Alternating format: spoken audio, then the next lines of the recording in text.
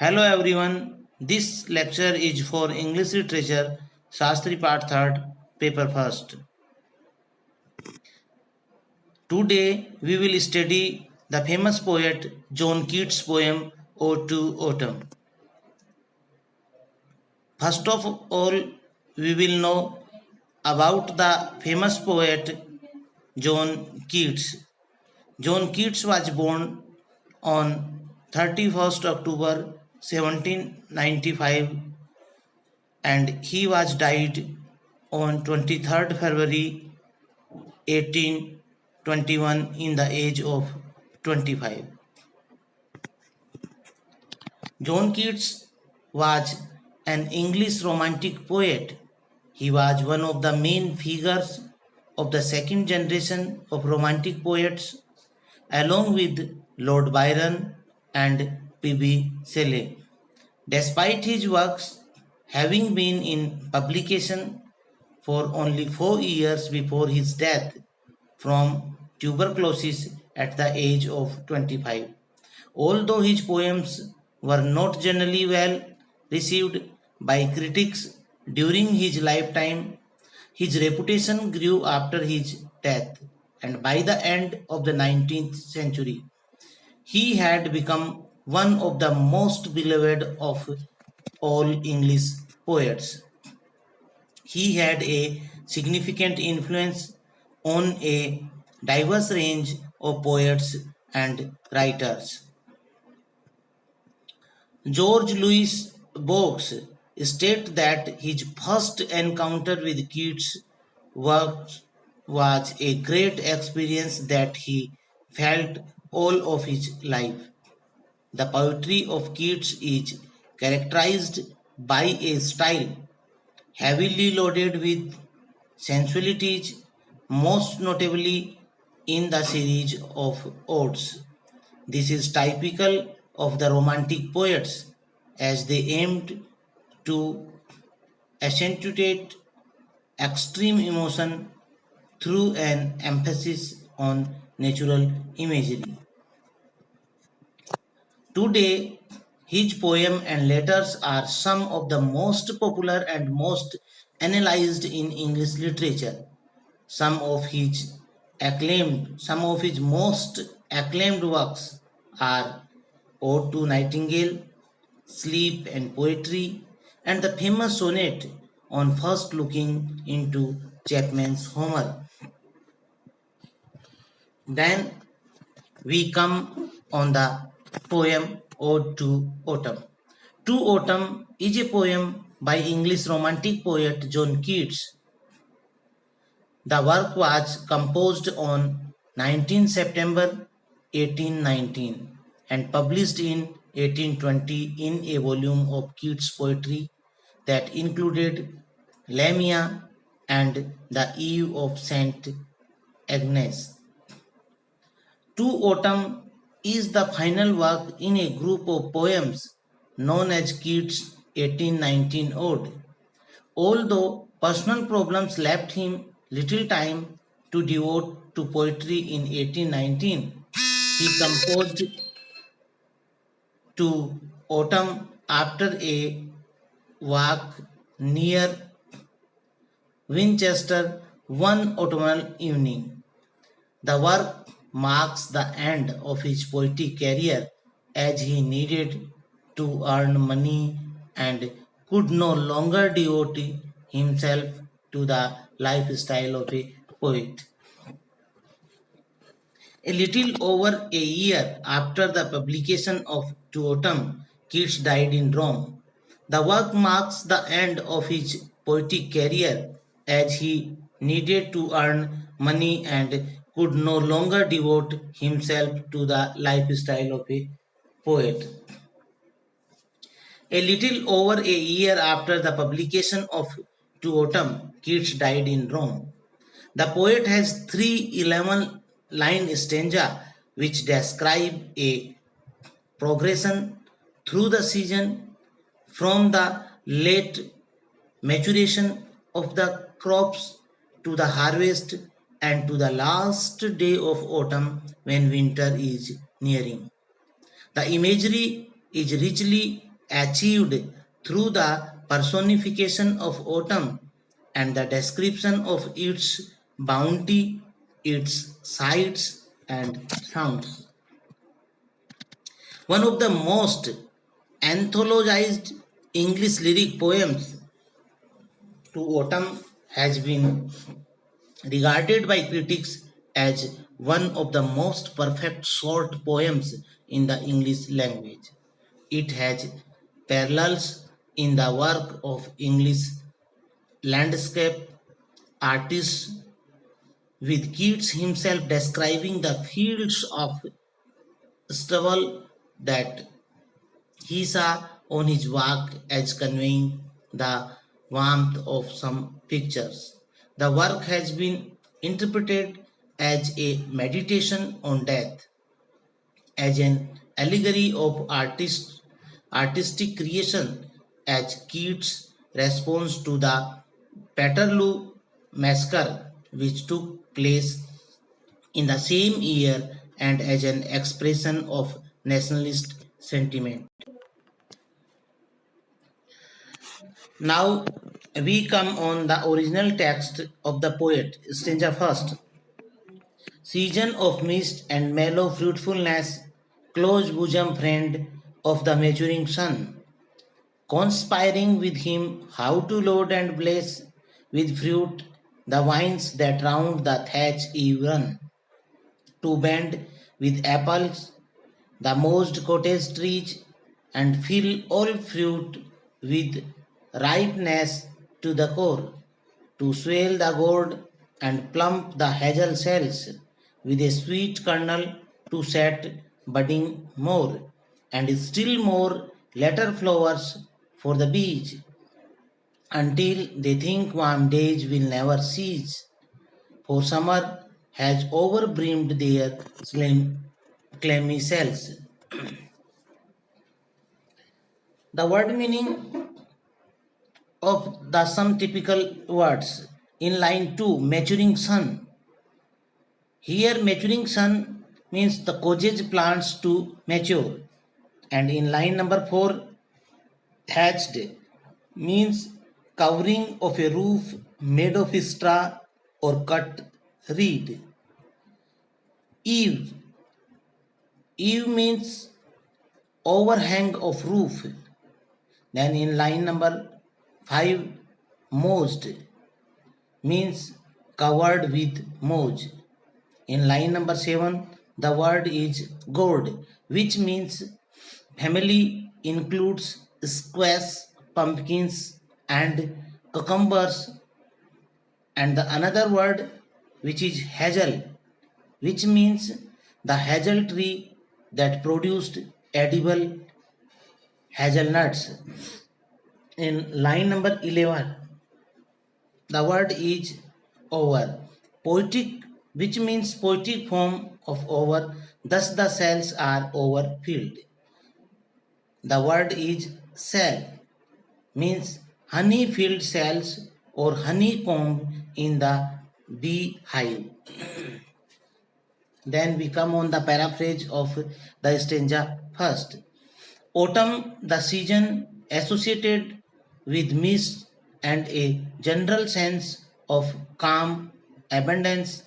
You are an intimate friend of the sun, whose heat and light helps all these fruits and vegetables grow. You work closely with the sun to make lots of fruits grow on the vines that wrap around the roof edge of the farmhouse. You work to make so much fruit grow that it weighs down the branches of the moji apple trees that grow outside the farmhouses. Together, you and the sun make every fruit completely ripe. You make gourd, swale, and hazel cells grow fat with a sweet nut inside. You make the flowers grow new buds and keep growing more. And when these buds bloom, bees gather the flowers' pollen. Those bees think your warmth will last forever because summer brought so many flowers and so much pollen that the beehives are now overflowing with honey. There is no doubt that personification is at work in this wonderfully balanced ode. From the first three lines, it is crystal clear that the sun, a male symbol associated with Apollo, the Greek god, is conspiring with a partner who is a close bosom friend of the opposite sex. This female could be Demeter, the Greek goddess of agriculture and natural fertility. They combine their energies to load, blaze, bend, fill, swell, pump, and set all the flora. Harvest time has arrived, and there is a bounty secretly produced by these powerful spirits. Not the sensuous language, the soft cons- consonant echoing M, H, and F, the contrasting short and long vowels reflecting the tension at work as the whole plant word comes to fruition. The first stanza is one long sentence taking in cosmic sun and microcosmic bee and cell building into a heaped and humming climax, onomatopoeia filling the last line. Then we come on the second stanza. Who hath not seen thee oft amid thy store? Sometimes whoever seeks abroad may find thee sitting careless on a granary floor, thy hair soft lifted by the winnowing wind, or on a half reaped fro, sound asleep, dosed with the fume of poppies, while thy hook spares the next wreath and all its twinned flowers. And sometimes, like a gleaner, thou dost keep steady thy laden head across a brook, or by a cider press with patient look, thou watchest the last oozing hours by hours. Then we look some typical words of this stanza. In the line number first of this stanza, the word is store, which means an abundance, a great quantity, a storehouse or a warehouse. Then the archaic, you, Ottoman personified. Then in line number 3, granary, a storehouse for grain, often after it has been thrashed. In line number 4, winnowing means to separate the chaff from the grain by fanning or by means of the wind. Then thy, archaic or your.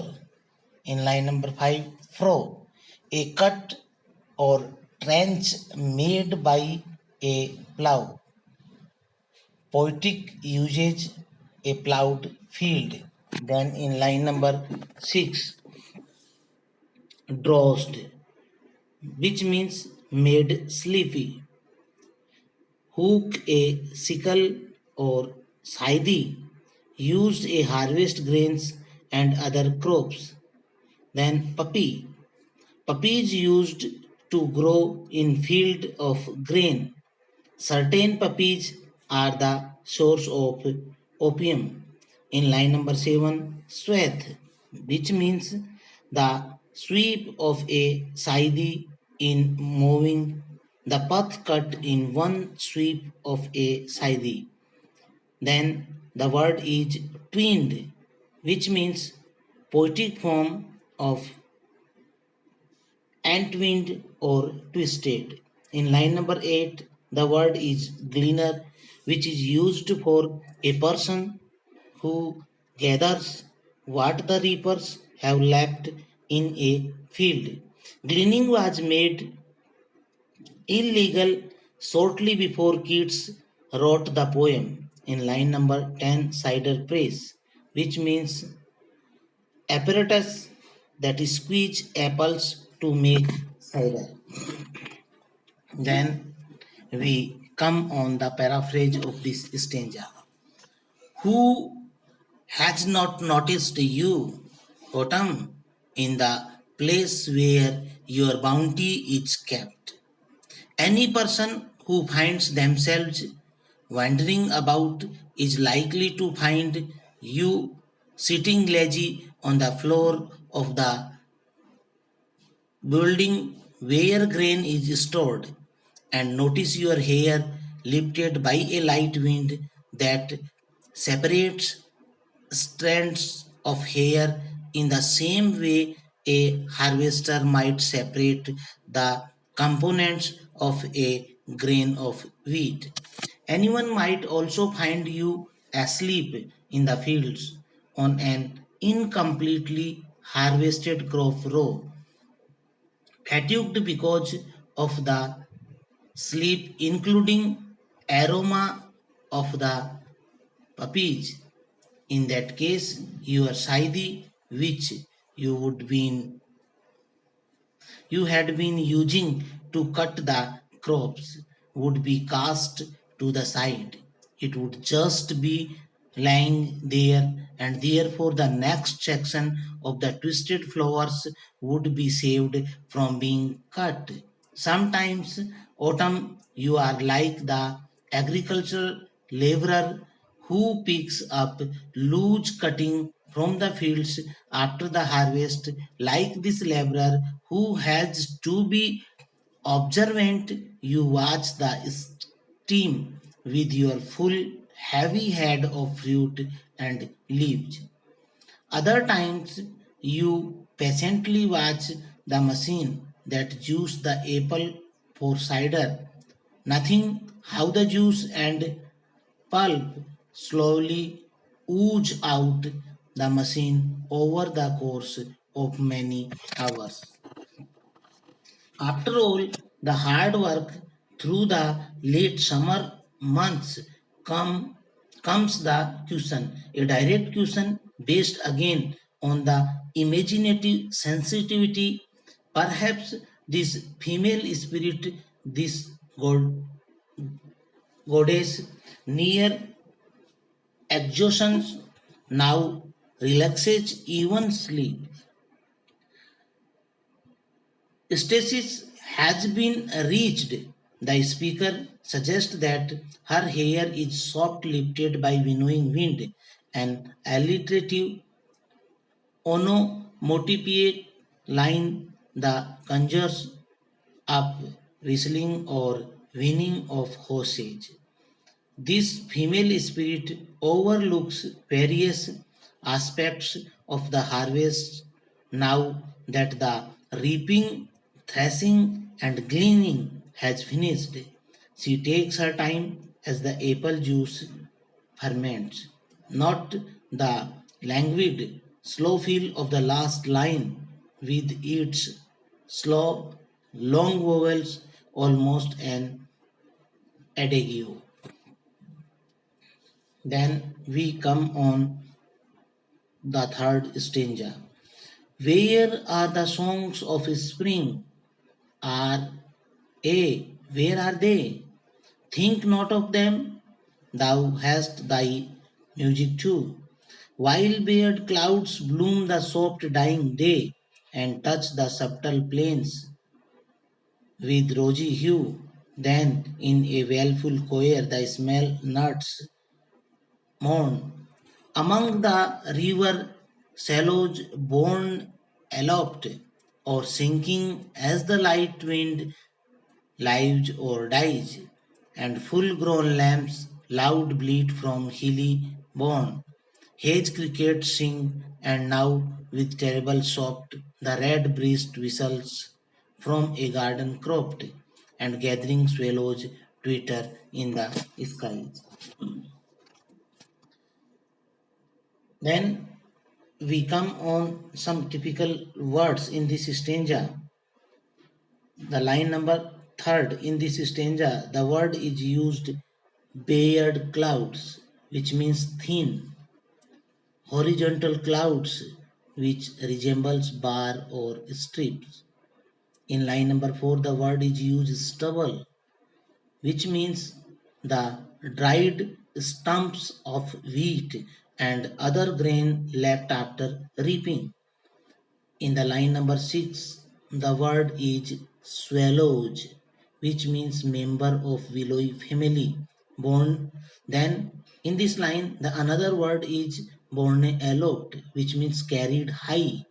In the line number 7, the word is used born, which means domain of or realm. And in line number 8, the word is used cropped, which means a small enclosed field. Then we come on the paraphrase of the stanza third. Where is the music that characterizes spring? For example, bird song. I repeat, where is it? Don't think about the spring and its typical music. You have your own music. The background of your music is a scene in which beautiful shadowed clouds expand in the evening sky and filter the sunlight such that it casts pink upon the fields which have been harvested. Your music includes nuts which hum mournfully among the willows that grow along the river banks and which rise and fall according to the strength of the wind. It includes mature, fully grown lambs that make their bath sound from the fence of their hilly enclosure. It includes the cricket singing in the bushes and a red-breasted bird that softly whistles from a small garden. And lastly, it includes the growing flock of swallows which rise and sing together against the darkening sky. The second and the third question appear asking about the inspirational music of spring, but that enlivening season and its song have gone, replaced by a more somber music. Think not of them, is the speaker, and reassuring the female spirit that autumn too has a valid role to play in the cycle of life. There is no turning back the clock. The language of lines 25 to 29 speaks for itself. Soft dying day, wailful morn, sinking dies. Things are coming to an end, and the atmosphere is one almost of lament. The rhymes in line 29 enhance of feeling of the seasonal change about to take place. Not the spondy and the ferric alongside the lambic which alters the pace and reflects the nuts river dance and gives a little of cadence. This melancholic mid section of the final stanza has to be acknowledged, but the ending is one of inevitable renewal and positive change. The hedge cricket, the robin redbreast, and the swallows are communicating the letter about to journey south to find warmth and a new life. Then we come on some characteristics of this poem. This poem is an ode. This poem is an ode. And then we come on what is an ode? An ode is a long lyrical poem which is written in stanzic form. It is an elaborately structured poem praising or glorifying an event or individual, describing nature intellectually as well as emotionally. In an ode, the poet directly addresses the object. A classical ode is structured in three major parts: the strophe, the antistrophe, and the epode. Different forms such as the homostrophic ode and the irregular ode also enter. Thanks.